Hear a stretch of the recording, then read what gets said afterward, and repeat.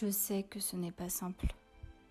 Je sais aussi que ça demande des efforts, des remises en question et des changements.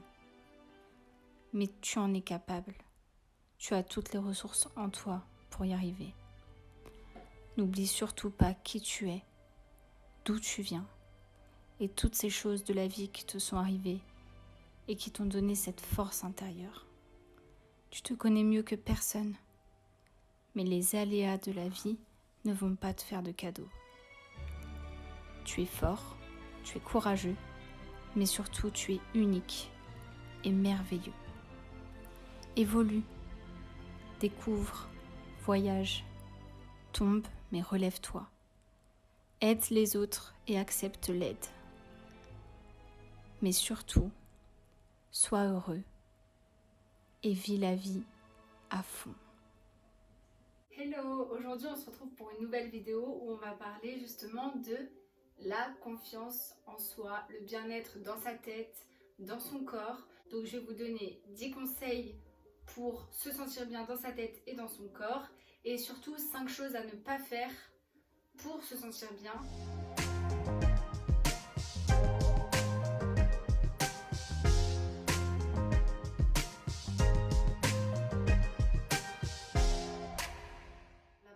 Déjà super importante, c'est de prendre soin de soi. Vous prenez du temps pour faire soin visage, que ce soit pour les filles ou pour les garçons, pour aller à la salle de sport, parce que c'est très important de faire du sport et d'avoir une activité pour s'aérer l'esprit, que ça soit de la danse, que ça soit quelque chose d'artistique, du dessin, peu importe, mais prendre soin de soi, c'est très important. Deuxième chose que vous pouvez faire, c'est tenir un journal de qualité. Donc c'est pas un journal intime, c'est juste un cahier dans lequel tous les matins ou tous les soirs, vous allez écrire 3 choses que vous aimez chez vous, que ça soit votre tenue, votre maquillage, votre barbe pour les hommes, peu importe. Vous allez mettre par exemple, ma robe me va bien, ma barbe est très bien taillée, j'aime beaucoup la couleur de mes cheveux par exemple. Et essayez de ne pas vous répéter. C'est-à-dire que le lendemain, vous allez donner 3 autres qualités, mais différentes de la veille. Troisième chose, vous allez vous fixer des objectifs. Donc, pas la peine de vous fixer des objectifs trop hauts ou trop forts d'un coup. Des choses toutes simples. Par exemple, sur votre alimentation, si vous voulez manger plus sainement. Sur le sport, si vous voulez prendre en muscle, avoir une meilleure santé. Ça peut être aussi sur vos projets. Si vous avez par exemple envie de préparer un voyage avec une amie ou vos parents ou peu importe, parce que dès que vous allez réussir à faire votre objectif, vous allez vous dire « ouais, j'ai réussi », vous allez être fier, vous allez gagner en confiance et tout. Quatrième point, c'est de s'entourer de personnes positives. Donc souvent on a des amis qui peuvent nous rabaisser ou nous critiquer ou des amitiés malsaines, même des gens de votre famille, hein. Il n'y a pas que les amis qui peuvent être méchants envers vous. Si vous vous entourez des bonnes personnes, des personnes qui vous complimentent, vous allez vous sentir mieux, vous allez vous sentir bien et vous allez gagner en assurance. Cinquième point, c'est d'accepter les compliments. Donc quand quelqu'un vous dit « tu es belle »,« tu es intelligente », ne dites pas « non, c'est pas vrai » ou n'importe quoi. Si vous le pensez, gardez-le dans votre tête, mais essayez d'accepter les compliments des personnes. Sixième point qui est important aussi, c'est d'être à l'aise avec soi. Essayez de trouver une activité qui vous apaise, qui vous permet de vous retrouver, de vous recentrer sur vous-même et appréciez le moment que vous allez pouvoir passer seul, c'est-à-dire sans personne. Faites quelque chose qui vous apaise, du dessin, du skate, de l'écriture. Trouvez une activité qui vous fait du bien et passez du bon temps avec vous-même. Septième point, ce serait de vous connaître et de vous accepter. On a tous des qualités, on a tous des défauts. Apprenez à vous connaître et justement à mettre vos traits de personnalité en valeur.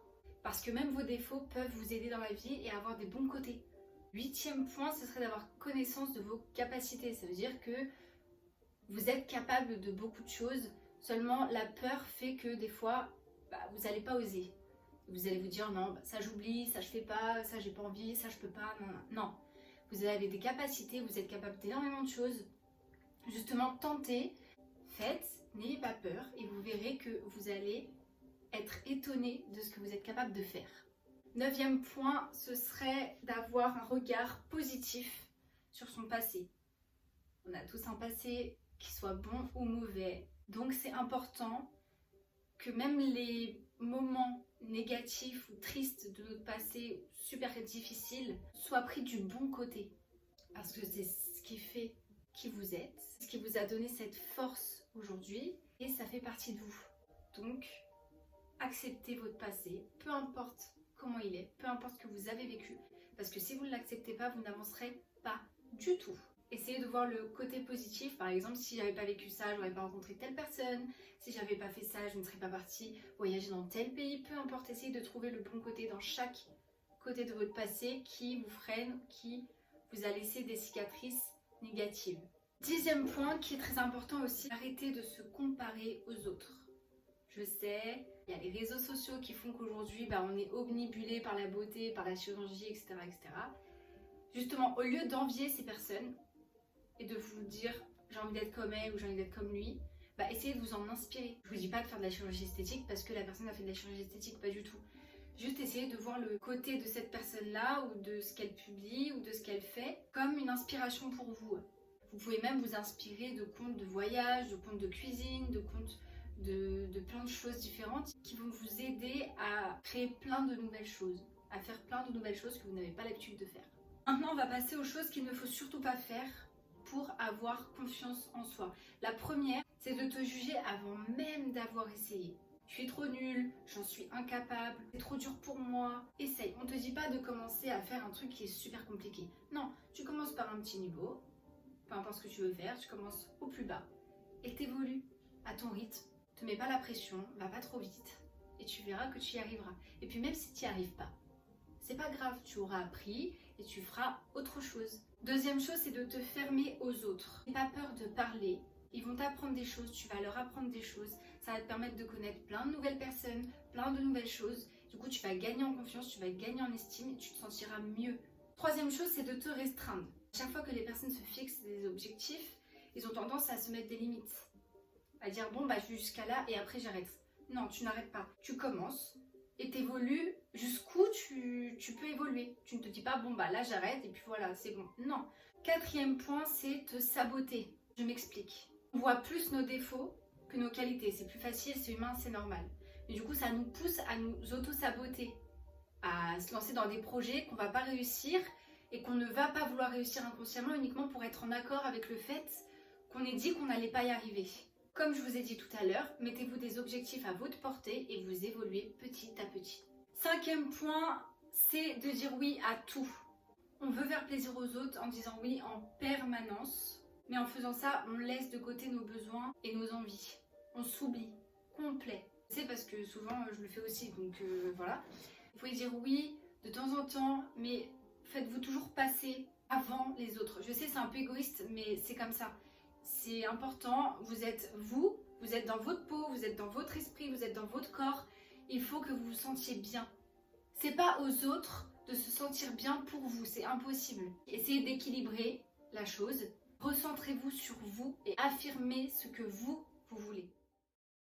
Voilà, c'est tout pour cette vidéo. J'espère qu'elle vous aura plu. N'hésitez pas à vous abonner si ma chaîne vous plaît ou à la partager, même à liker. Ça fait énormément plaisir.